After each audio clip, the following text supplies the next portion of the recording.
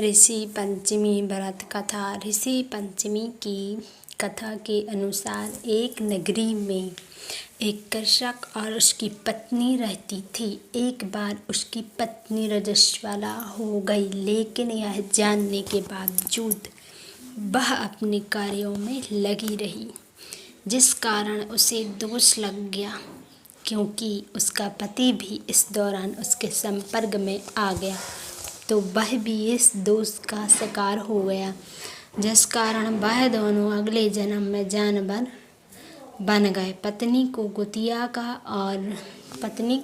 का जन्म मिला तो पति बैल बन गया। इन दोनों का इसके अलावा कोई और दोष नहीं था, इसलिए उन्हें पूर्व जन्म की सारी बातें याद थीं।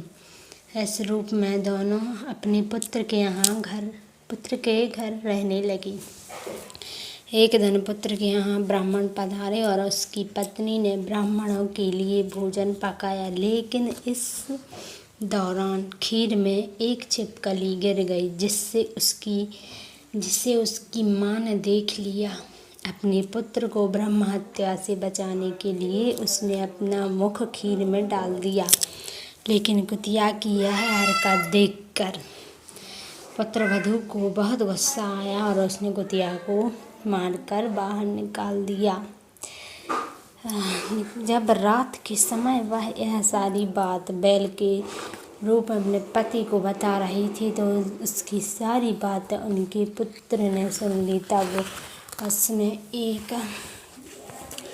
तब उसने एक ऋषि के पास जाकर इसका उपाय पूछा। ऋषि ने उस पुत्र से कहा, अपने माता पिता को इस दोष से छुटकारा दिलाने के लिए तुम्हें और तुम्हारी पत्नी को ऋषि पंचमी का व्रत करना होगा। ऋषि के कहे अनुसार पुत्र के ऐसा ही किया, जिससे उन दोनों को पशु योनि से छुटकारा मिल गया। इसलिए महिलाओं के लिए ऋषि पंचमी का व्रत बहुत ही उत्तम माना जाता है।